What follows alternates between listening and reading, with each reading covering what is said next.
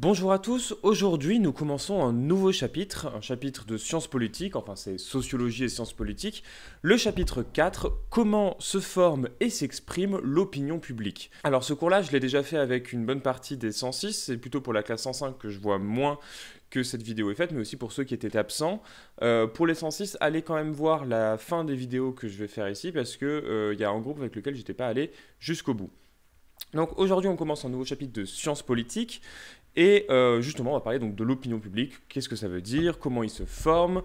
Comment est-ce qu'on peut essayer de le mesurer, de l'appréhender grâce notamment au sondage? Et on va voir comment on construit et comment on interprète un sondage. Je rappelle que vous devez vous saisir comme d'habitude du dossier documentaire. Normalement, je vous l'ai fait distribuer pour tout le monde. Si jamais vous étiez absent la dernière semaine de cours et que vous n'avez pas le dossier documentaire, je vous l'ai envoyé par message sur le NT. Donc allez le récupérer, il est sous format PDF et du coup vous avez tous les documents avec comme d'habitude le plan du cours, le vocabulaire à connaître, etc. etc.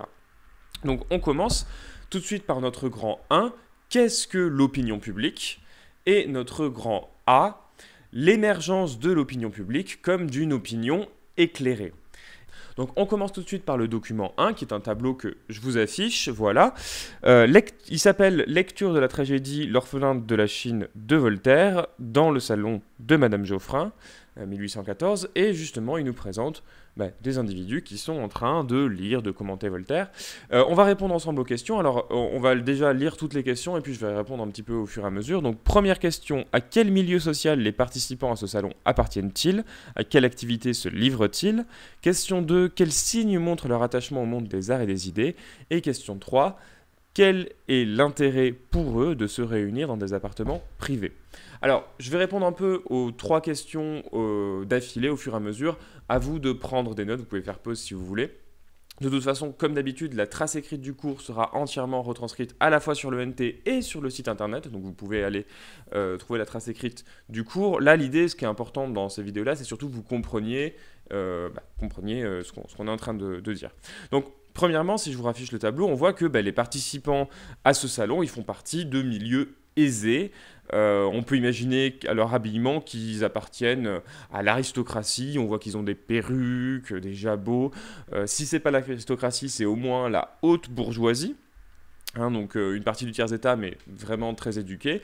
Et ici, ce qu'ils sont en train de faire, c'est simplement, ils s'adonnent à la lecture d'un texte, ils écoutent la lecture d'un texte, donc ici c'est un texte de Voltaire, puis ils le commentent publiquement, ils expriment à haute voix leurs idées. Donc il faut bien voir que là, les textes de Voltaire, c'est plutôt des textes politiques. Donc, ce qu'ils sont en train de faire quand ils expriment leurs idées, ils sont en train de réfléchir à des idées politiques, par la discussion, essayer de, par exemple, se mettre d'accord sur quel est le meilleur régime politique, essayer, voilà, c'est ce genre d'idées politiques-là. On n'est pas juste en train de dire « Ah, est-ce que tu as aimé la lecture Oui, moi, non, etc. » Deuxième question, quels signes montrent leur attachement au monde des arts et des idées? Là, on voit tout simplement qu'il y a des tableaux qui sont accrochés au mur, des bustes de personnages célèbres qui sont exposés, il y a des tapis qui font office de décoration. Donc voilà, clairement, on est dans un milieu raffiné, bourgeois, voire aristocrate. Voilà, donc c'est assez évident. Troisième question qui m'intéresse davantage, quel est l'intérêt pour eux de se réunir dans des appartements privés? Et on voit effectivement que, en fait, ce qu'il faut bien remarquer, c'est que là, ils ne sont pas sur la place publique, ils ne sont pas dans un forum public, ils ne sont pas dans une cour publique, ils ne sont pas non plus à Versailles, au Château du Roi, au milieu de la cour, etc. Non, non, ils sont dans un salon privé, le salon de Madame Geoffrin. Et en fait, ce qu'il faut bien voir, c'est que la raison pour laquelle on se réunit dans un salon privé plutôt que sur la place publique, c'est parce que ça pouvait être risqué d'exprimer publiquement ses idées sur la place publique. Là, ils sont en train d'exprimer potentiellement des idées qui sont opposées au roi. Ils sont peut-être en train de se dire peut-être que la République ou la démocratie, ça pourrait être un régime intéressant. Du moins, ils doivent être capables d'émettre ces idées-là. Et on peut s'imaginer que le roi serait pas trop d'accord à ce qu'on remette en question son pouvoir politique. Et il faut bien voir qu'à l'époque, la liberté d'expression n'existe pas. Donc, il est risqué à cette époque-là d'exprimer publiquement ses idées, et en se réunissant dans des salons privés, en fait, ça permet d'exposer son point de vue en bénéficiant d'une certaine forme de protection, et disons qu'on a le droit, dans un cadre privé, d'exprimer des idées qui seraient potentiellement à l'encontre du pouvoir politique du roi. Voilà. Donc, ce qu'il faut retenir dans cette partie-là, c'est que effectivement, l'opinion publique, dans le premier sens qu'on a de l'opinion publique, tel qu'il arrive, il apparaît au XVIIIe siècle, c'est pas du tout l'opinion publique telle qu'on l'entendrait aujourd'hui, donc l'opinion de tout le monde, c'est vraiment l'opinion de ces gens-là, c'est-à-dire une opinion éclairée de l'aristocratie, qui s'exprime dans des salons littéraires, et justement, il y a besoin d'espaces particuliers pour que cette opinion publique puisse s'exprimer. Cet espace particulier, ça peut pas être un espace public, justement parce que ce serait risqué, et donc il va s'exprimer davantage dans des espaces privés comme les salons littéraires. Donc ce qu'il faut noter, ce qu'il faut retenir, on peut définir l'opinion publique comme l'ensemble des idées, des points de vue, des valeurs partagées ou débattues au sein d'une population à un moment donné. Pour exister, cette opinion nécessite l'existence de lieux qui permettent l'expression et la confrontation des opinions personnelles qui évoluent en retour. Ces lieux d'expression et de débat constituent ce que l'on appelle l'espace public. L'expression et le débat d'idées pouvant influer sur le gouvernement sont longtemps restés aux élites. Et au XVIIIe siècle, les salons où se confrontaient les bourgeois et les aristocrates lettrés ont rempli justement ce rôle. Voilà, c'était assez rapide, on a fini pour notre grand A. On passe tout de suite au grand B, c'est-à-dire l'évolution du sens de l'opinion publique avec l'arrivée de la démocratie. Donc grand B, le développement de la démocratie et l'opinion du plus grand nombre. Et on va tout de suite passer à l'étude du document 2, naissance et métamorphose de l'opinion publique. Donc on le lit ensemble. Le terme d'opinion publique apparaît au XVIIIe siècle durant la période des Lumières. Il désigne d'abord l'opinion d'une élite cultivée et bourgeoise opposée à l'absolutisme royal et s'exprimant dans certains lieux de la société tels que les réunions littéraires et philosophiques appelées à l'époque salons.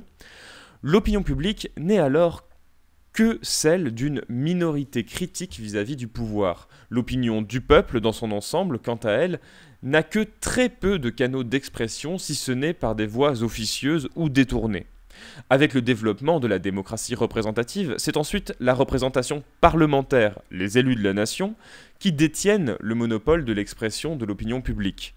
Seuls les députés peuvent légitimement prétendre exprimer la volonté de la nation et traduire les attentes et les aspirations de l'opinion, puisqu'ils ont été désignés directement par le peuple lui-même.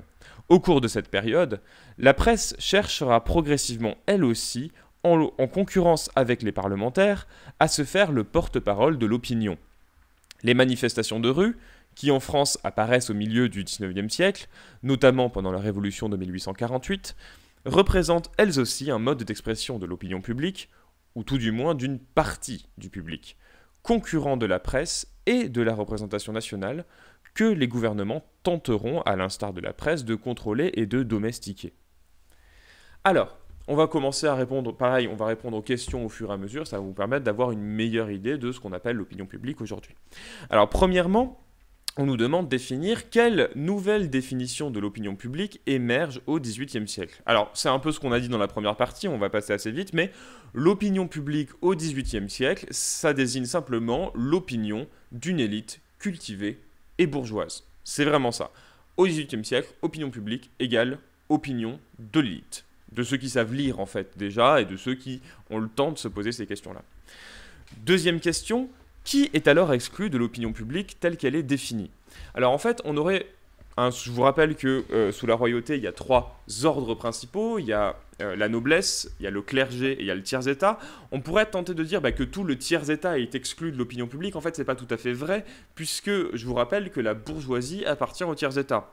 Tous ces riches marchands, ces personnages qui justement, qui n'appartiennent pas à l'aristocratie parce qu'ils n'ont pas de titre. Être noble, c'est avoir un titre de noblesse, être duc, baron, etc. Et il y a des gens qui sont riches, mais qui n'appartiennent pas à la noblesse.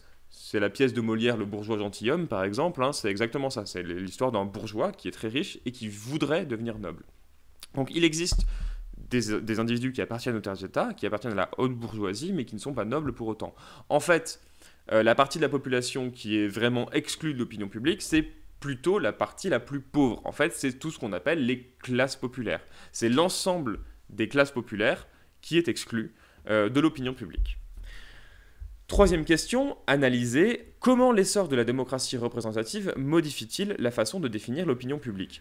Ça nous est dit dans le texte, en fait, avec l'arrivée de la démocratie représentative, c'est-à-dire qu'on va voter pour une assemblée, on va voter pour le Parlement, en fait, l'opinion publique, ça devient plus uniquement les élites cultivées, ça devient en fait les personnes qui sont chargées de représenter les individus, donc les parlementaires. Petit rappel, le Parlement, hein, je me suis aperçu en faisant le cours au premier groupe que c'était pas forcément toujours très clair. Le Parlement, c'est simplement le pouvoir législatif, hein, c'est le pouvoir qui est chargé de voter les lois. Il est composé de 2 chambres en France. On a l'Assemblée nationale qui est composée des députés et le Sénat qui est composé des sénateurs. Donc ici, quand on parle des parlementaires chargés de représenter le peuple, on parle plutôt des députés, puisque les députés, on les élit lors des élections législatives, et le rôle des députés, c'est vraiment de représenter leur circonscription, hein, parce qu'on a un député par circonscription, donc par ville, voire par quartier pour les très grandes villes, et leur but, c'est vraiment de représenter leur circonscription, donc c'est-à-dire les personnes qui vivent dans leur circonscription, et donc ils sont le relais normal, naturel de l'opinion des personnes qu'ils représentent. C'est du coup assez logique, normal, qu'au fur et à mesure qu'on a un régime démocratique et notamment un régime parlementaire qui s'institue, que ces personnes-là se retrouvent les dépositaires, l'incarnation de l'opinion publique. Donc, ce qu'il faut retenir, hein, c'est qu'avec le développement de la démocratie, ce sont désormais les élus au Parlement, plutôt les députés, mais aussi dans une certaine mesure les sénateurs, qui incarnent l'opinion publique. Quatrième et dernière question pour ce document. En dehors de l'expression des élus, quelles seront les 2 autres manières pour l'opinion publique de s'exprimer au cours du 19e siècle? Et c'est là que, on le voit aussi dans les documents en fait, c'est-à-dire que au début, au 18e siècle, l'opinion publique c'est vraiment que les élites. Au cours du 19e, ça commence à être les parlementaires, les élus, mais les élus, ils vont être en concurrence avec d'autres éléments pour exprimer l'opinion publique, et justement, c'est l'émergence d'autres phénomènes comme la presse, hein, donc les journaux, et aussi par des manifestations. On vous parle notamment dans le document des manifestations de 1848, hein, donc il y a une révolution en France en 1848, c'est notamment l'instauration de la Seconde République, ce dont parle beaucoup Victor Hugo d'ailleurs dans ses romans. Émile Zola aussi. Donc, on voit de nouvelles façons de s'exprimer qui ont pour but d'essayer de représenter les opinions du peuple, donc l'opinion publique, et qui passent pas par des voies qui sont pour l'instant encore un petit peu détournées, donc la presse, les manifestations. Et ça, c'est notamment ce qu'on va voir beaucoup à travers de grands événements politiques, comme ça a été le cas de l'affaire Dreyfus, et justement, on va en parler un petit peu plus, parce que c'est l'affaire de notre document 3. Donc on va étudier justement en quoi l'affaire Dreyfus, elle marque un petit peu un moment dans l'histoire politique française, où l'opinion publique n'est plus simplement l'opinion des dirigeants, l'opinion d'un petit nombre de personnes très savantes, mais va être en fait l'opinion d'une grande partie de la population, et que la population va s'emparer réellement de ces questions-là pour exprimer leur avis, notamment à travers des nouveaux moyens de communication comme la presse, les manifestations, les meetings, etc. Donc document 3, on commence à le lire ensemble et puis on le commente après. L'affaire Dreyfus comme premier cas de mobilisation de l'opinion publique. Événement fondateur pour toute une mythologie politique française, l'affaire Dreyfus constitue aussi l'un des premiers cas de transformation d'une affaire en cause à travers la mobilisation de l'opinion publique en dehors des cadres de la représentation politique officielle. À ce titre, elle a servi d'expérience de laboratoire pour toute une série d'innovations qui caractérisent la vie démocratique au XXe siècle. Manifestations et meetings interclassistes transposant les méthodes de la lutte ouvrière à des domaines nouveaux, pétitions de masse dans les journaux, utilisation massive de quotidiens, non seulement d'opinion comme autrefois, mais aussi populaires, constitution de groupes de pression nés de la cause elle-même, qui forment parfois l'embryon de partis modernes, etc. Alors, premièrement, petit rappel, essayez de, pour bien cadrer les choses, qu'on soit tous d'accord sur ce qu'est l'affaire Dreyfus. Normalement, vous le faites en histoire, c'est pour ça que je vais passer assez vite. Mais, donc, première question, qu'est-ce que l'affaire Dreyfus ? En 1900, 94, le capitaine Dreyfus est accusé à tort d'espionnage et d'intelligence avec l'ennemi et il est condamné au bagne à perpétuité. Et donc il est accusé à tort, hein, donc c'est bien une erreur judiciaire qui est le point de départ de toute cette affaire Dreyfus. Et après, il y a plein de choses qui se mêlent, c'est-à-dire qu'il y a eu des affaires de contre-espionnage avec l'Allemagne, il y a des affaires, le fait qu'il ait été condamné aussi parce qu'il était juif, donc il y a un antisémitisme latent là-dessus. Et ce qu'il faut bien voir, c'est qu'elle va avoir des conséquences très importante, puisque, et c'est un peu la deuxième question, en quoi cette affaire Dreyfus est-elle une cause? On peut dire que cette affaire Dreyfus est une cause parce que justement elle va donner lieu à des mobilisations extraordinaires en France. C'est-à-dire qu'en fait tout le monde va avoir un avis sur l'affaire Dreyfus, tout le monde va être pour Dreyfus ou contre Dreyfus. On parlera en France à ce moment-là des Dreyfusards et des anti-Dreyfusards. Et il y a vraiment une querelle, un combat d'opinion publique, un affrontement d'opinion publique entre ces deux camps, ceux qui défendent l'innocence de Dreyfus et ceux qui croient à la culpabilité de Dreyfus.